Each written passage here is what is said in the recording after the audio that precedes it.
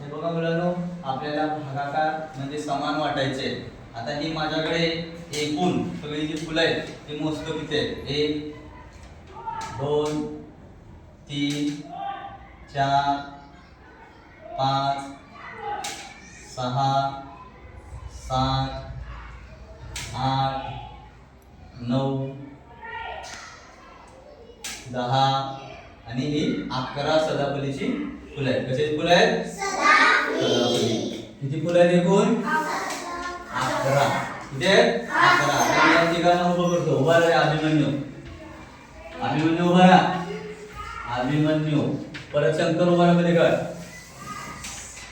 आणि त्याच्या पलीकडे कोण आहे? श्रेष्ठा. अशी ही 3 मुलं आहेत. त्या तिघांना हे 11 फुलं वाटायचे. आता वाटते कोण? पूर्वा. तुम्ही भागिले असं चिन्ह काढायचं आणि त्याला किती मुलांना वाटायचंय? 3 मुलांना वाटायचे. किती मुलांना वाटायचंय? 3. आता किती मिळतात आपण बघूया. पूर्वा तो ह्यांना एक एक द्यायचं. पहिल्यांदा एक एक द्यायचं. बघा इथे एक फूल दिलं, इथे एक फूल दिलं, इथे एक फूल दिलं. बरोबर. आता दुसऱ्या वेळी आता दुसरा राऊंड. हे दुसरं फूल अभिमन्यूला दिलं, शंकरला दिलं. झालं का? आता तिसऱ्या वेळी द्यायचं. अभिमन्यूला दिलं, इथं दिलं आणि शंकरला दिलं. किती फुलं शिल्लक राहिली? तिकडे दाखव. किती शिल्लक राहिली? 2. किती शिल्लक राहिली रे? 2 फुले शिल्लक राहिली. किती फुले शिल्लक राहिली? 2. बस राहिली. तू बस. किती फुले शिल्लक राहिली?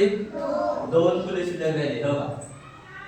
1 2 फुलं शिल्लक राहिली. आणि अभिमन्यू तुला किती मिळाली बघ? 1 2 3 आहेत का? 3 दाखव अशी उचलून. ह्याला 3 मिळाली.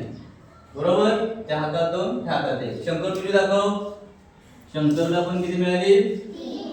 3 आहेत का? आणि श्रेष्ठाला किती मिळाली? 3. आणि शिल्लक किती फुलं राहिली? 2. बसा खाली. आता हे आपण इथं कसं सोडवणार? 3 ला काय म्हणायचं? भाज्य. काय म्हणायचं? भाज्य. जी फुलं वाटायचे त्याला काय म्हणायचं? काय म्हणायचं? भाज्य. काय म्हणायचं? भाज्य. आता या ठिकाणी आपल्याला 3 चा पाडा येणं आवश्यक आहे. 3 × 3 3 × 7 3 × 3 9 3 चौक 12 3 5 15 3 6 18 3 7 21 3 8 24 3 9 27 3 10 30. आता पहिल्यांदा आपल्याला हे एक फुल वाटायचंय. हा एक काय आहे? दशक. काय? दशक. म्हणजे या ठिकाणी आहे का? नाही. म्हणजे आपल्याला वाटता येणार नाही. 10 फुलं वाटता येतील का? त्या मुलाला 10 फुलं, ह्या मुलाला 10 फुलं, ह्या मुलाला 10 फुलं वाटता येतील का? नाही. म्हणजे पहिल्यांदा आपली वाटणीच होणार नाही. वाटणी होणार नाही म्हणून काय करायचं? 0. कारण ही 10 फुलं आहेत. किती फुलं आहेत? 10 फुलं एकट्या ह्याला दिली, त्याला दिली, त्याला दिली. जमतील का? नाही जमणार. मग 30 फुलं होती. किती होती?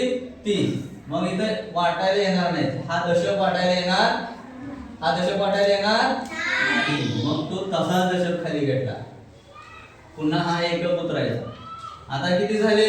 11. आता ह्या पाड्यामध्ये 11 आहे का कुठं? इथं 12 आहे.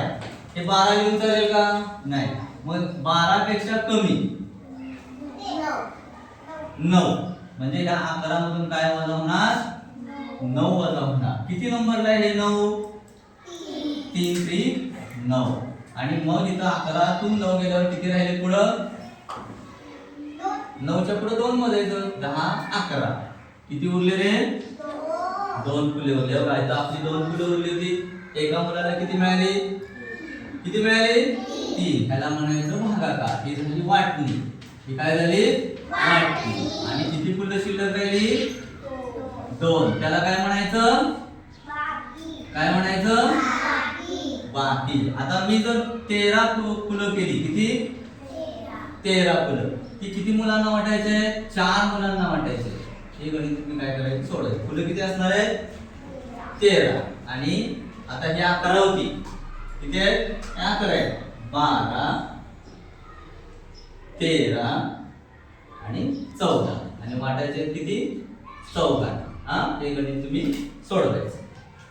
तर छान ओके